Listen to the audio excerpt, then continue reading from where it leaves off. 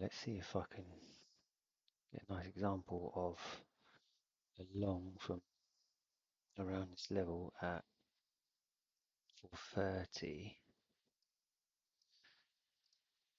which is here. When we get there, we'll just quantify what happens with the order book dynamic, and we'll get a trade signal from the residual, and it will also tell us on the output as well, but this moves a bit too fast to actually read.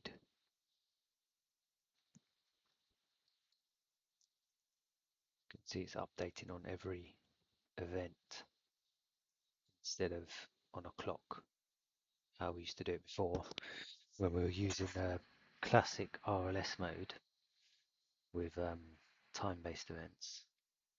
Now we're using intrinsic time, so you're just waiting.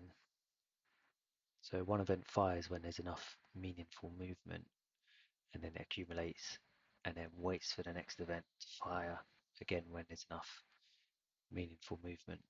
So when volatility is high and we're moving fast, the events will update quicker. When it's slow and we're moving slow, it will update slower. So it's more adaptive to what's happening. Oh, let's have a look what happens here.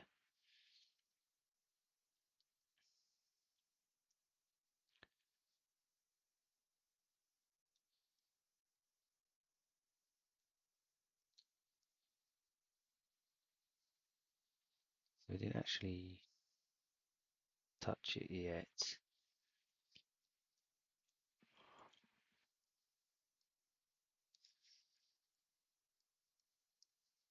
But we did get some trade signals down here. So that's just the Kalman filter was predicting price should carry on moving down from here, and it didn't move down as much as it was predicted. So that's why you got these green vertical lines.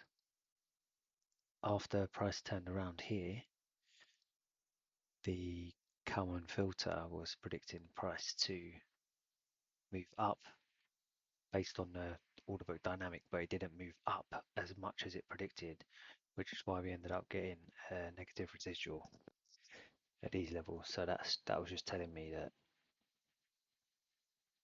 the bounce isn't as strong. So if this was all green, that would be a really strong bounce. If it was all red, we're still expecting a bounce, but just not as strong as was predicted.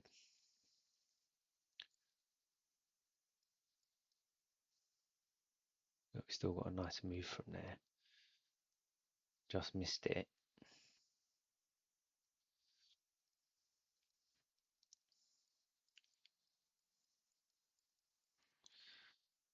So that's why you just have to wait for the levels before you enter a trade. And the bookmap just gives you a nice visual, but you don't actually need bookmap. But it just looks horrible on NinjaTrader.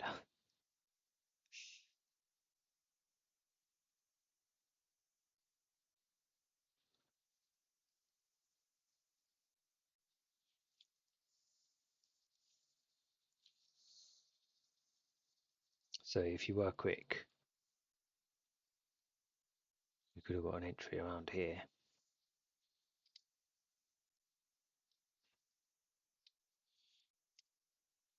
Which was at 433.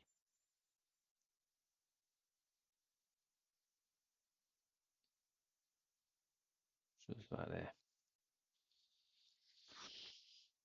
So you can see how accurate this is on any time frame. Obviously we use the tick chart just to try and make this as precise as possible. But the events are actually firing faster than the tick chart updates, which is why you need these vertical lines to plot. Because if you look carefully,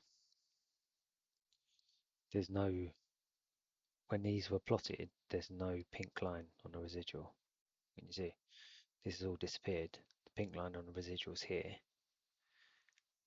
and we got trade signals from here and here, and there's nothing on the pink residual being plotted on the chart, it's because this is working faster than the tick chart. So the tick chart's only printing at the end of each tick, but this is moving faster. So you can get a large residual plotted without it actually showing on the chart, which is why you need the vertical lines. So you can see that was a buy there, but if you didn't have the vertical lines, you wouldn't have known.